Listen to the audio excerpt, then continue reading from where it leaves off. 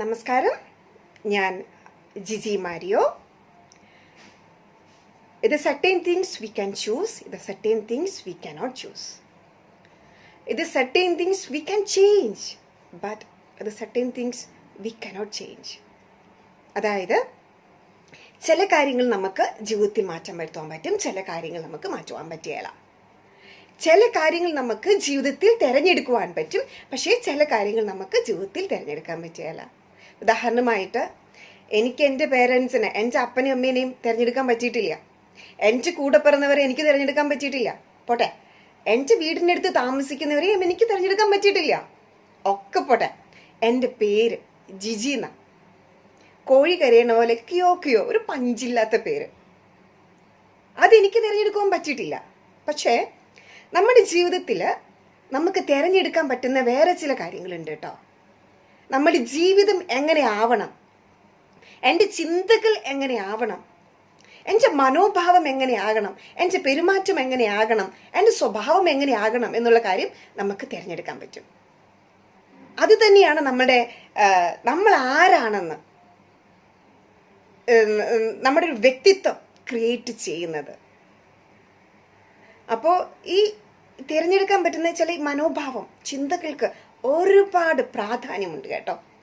Things invisible are more important than things visible.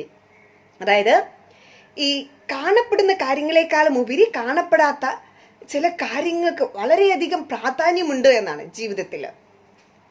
ഉദാഹരണമായിട്ട് പറയുകയാണെങ്കിൽ, എൻ്റെ ബോഡി, എൻ്റെ ശരീരം, ഇത് കാണപ്പെടുന്നതാ, നമുക്ക് കാണാൻ പറ്റും. അപ്പം ഞാൻ എൻ്റെ ഈ ശരീരത്തിന് വേണ്ടി എന്തൊക്കെയാണ് ഞാൻ മെയിൻറ്റെയിൻ ചെയ്യുന്നത്? വണ്ണം കുറയ്ക്കാൻ നോക്കുന്നു, വണ്ണം കൂട്ടാൻ നോക്കുന്നു, കാര്യങ്ങളൊക്കെ ചെയ്യുന്നു, എല്ലാം ഒത്തിരി നമ്മൾ മെയിൻറ്റെയിൻ ചെയ്യുന്നത് കാണുന്ന കാര്യങ്ങളാണ്. മാത്രമല്ല ഈ ശരീരത്തിന് വേണ്ടിയിട്ട് നമുക്ക് ഓൾമോസ്റ്റ് ഒരു 50 തരത്തിലുള്ള പ്രൊഫഷനാണുള്ളത്. ഓൺകോളജി, നെഫ്രോളജി, കാർഡിയോളജി എന്ന് എക്സെട്ര കാര്യങ്ങൾ. പക്ഷേ ഈ കാണപ്പെടാത്ത നമ്മുടെ ശരീരത്തിൽ കാണപ്പെടാത്തൊരു സംഭവമുണ്ട്, നമ്മുടെ മനസ്സിനാണെങ്കിൽ പാവം മനസ്സ്. ആകെ 2 തരത്തിലുള്ള പ്രൊഫഷനേ ഉള്ളൂ, സൈക്കോളജി ആൻഡ് സൈക്കാട്രി. പക്ഷേ ഈ മനസ്സാണ് നമ്മളെ ഒന്ന് കൺട്രോൾ ചെയ്ത് കൊണ്ടുപോകുന്നത്. അത് ഇൻവിസിബിൾ ആണ്, വിസിബിൾ അല്ല, ഇൻവിസിബിൾ ആണ്. അതേപോലെ ദൈവത്തെ നമുക്ക് കാണാൻ പറ്റണില്ലല്ലോ അല്ലേ?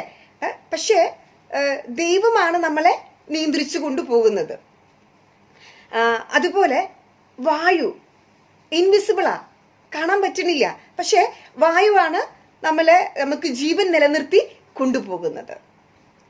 അതേപോലെ തന്നെയാണ് നമ്മുടെ മനോഭാവം, നമ്മുടെ ചിന്തകൾ ഇൻവിസിബിളാ, കാണാൻ പറ്റണില്ല, പക്ഷേ നമ്മൾ ആരാണെന്ന്, നമ്മളുടെ ജീവിതം എങ്ങനെയാകണമെന്ന് നിയന്ത്രിക്കുന്നത് ആ ചിന്തകളാണ്, ആ മനോഭാവമാണ്. അതിന് ഒരുപാട് ഇമ്പോർട്ടൻസ് ഉണ്ട്. പക്ഷെ നമ്മൾ അതിന് മൈൻഡ് ചെയ്യത്തില്ല. എന്തുട്ടാണത് അല്ലേ? പക്ഷെ വളരെയധികം ഇമ്പോർട്ടൻസ് ആണ് അല്ല നമ്മൾ കൊടുക്കേണ്ടത്. പെട്ടെന്നൊന്നും നമുക്കൊന്നും നടക്കുന്ന കാര്യമൊന്നുമല്ല. അതായത് നമ്മൾ ചിലപ്പോൾ ഒരു പള്ളിയിൽ പോകുന്നു, അമ്പലത്തിൽ പോകുന്നു, പ്രാർത്ഥിക്കുന്നു, വരുമ്പോൾ ഒരു സമാധാനം കിട്ടും. അത് നൈമിഷികമാണ്, കുറച്ച് നേരം ഉണ്ടാവുള്ളൂ. അല്ലെങ്കിൽ ഒരു ധ്യാനത്തിന് പോയി ഒരാഴ്ച ധ്യാനം കഴിഞ്ഞ് വരുന്നു കുറച്ച് ദിവസം നല്ല ഹാപ്പിയാണ്, കുറച്ച് ദിവസമേ ഉണ്ടാവുള്ളൂ. അതെന്താ കാര്യം എന്നറിയാവോ? എനിക്കിന്ന് എത്ര വയസ്സാണോ, അതായത് 30 ആണോ, 40 ആണോ, 50 ആണോ, 60 ആണോ, ഈ കാലഘട്ടത്തിനിടയിൽ ഞാൻ കണ്ടതും കേട്ടതുമായ കുറേ കാര്യങ്ങൾ, ചിന്തകൾ, നെഗറ്റീവ് ചിന്തകൾ, ദേഷ്യം, വെറുപ്പ്, വൈരാഗ്യം, കോംപ്ലക്സ്, ഈഗോ, ഒത്തിരിയുള്ള കാര്യങ്ങൾ നമ്മൾ മനസ്സിൽ അട്ടിയിട്ട് വെച്ചിരിക്കുകയാണ്. ഒരു 50 വയസ്സായിട്ടുണ്ടെങ്കിൽ 50 വർഷത്തെ ആ കാര്യങ്ങളാണ് നമ്മൾ മനസ്സിൽ അട്ടിയിട്ട് ഇങ്ങനെ കുമിഞ്ഞു കൂട്ടി വെച്ചിരിക്കുന്നത്. എന്നിട്ട് ഈ ചിന്തകളിൽ റിഫ്ലക്ഷനിലായിരിക്കും നമ്മുടെ പ്രവൃത്തിയിൽ ഉണ്ടാവുക. അപ്പൊ ഈ ഇത്രയും കാര്യങ്ങളൊക്കെ ഇതിന് കുമിഞ്ഞു കൂട്ടി വെച്ചിട്ടായിരിക്കും നമ്മൾ പള്ളിയിൽ പോവുക, അല്ലായെങ്കിൽ എന്തെങ്കിലും പുസ്തകങ്ങൾ വായിക്കുക, അല്ലായെങ്കിൽ എന്തെങ്കിലും ടോക്ക് കേൾക്കുക, ഒരു ധ്യാനത്തിന് പോവുക ഒക്കെ ചെയ്യണത്. പക്ഷേ അത് ഏകദേശം ഒരു 60-70% ഇങ്ങനെ കിടക്കുകയായിരിക്കും. അതിൻ്റെ മുകളിലോട്ടാണ് നമ്മൾ കൊണ്ടുപോയിട്ട് പ്രാർത്ഥനകൾ അല്ലെങ്കിൽ നല്ല കാര്യങ്ങൾ കൊണ്ടിടാൻ നോക്കുന്നത്, നല്ല സന്ദേശങ്ങൾ മുകളിലോട്ട് ഇങ്ങനെ കൊണ്ടിടാൻ നോക്കുന്നത്. അതുകൊണ്ട് തന്നെ അടിയിൽ ഇത് നെഗറ്റീവ് കാര്യങ്ങൾ കിടക്കുന്നത്. അതുകൊണ്ട് തന്നെ അത് വലിയ ഫലം ഉണ്ടാവുകയില്ല, അത് എക്സിസ്റ്റ് ചെയ്യില്ല. കുറച്ച് നാളെ അത് ഉണ്ടാവുള്ളൂ, കുറച്ച് നിൽക്കുള്ളൂ, പെട്ടെന്ന് തന്നെ പോകും. അപ്പം നമ്മൾ ചെയ്യേണ്ടത് ഈ ചിന്തകളെ മെയിൻറ്റെയിൻ ചെയ്യുക, അല്ലെങ്കിൽ നമ്മുടെ മനോഭാവത്തെ മാറ്റുക എന്നുള്ളതാണ്. ഈ നോമ്പുകാലത്ത് നമ്മൾ ചെയ്യുന്ന നമ്മുടെ മനോഭാവത്തിൽ നമ്മൾ മാറ്റം വരുത്തുക.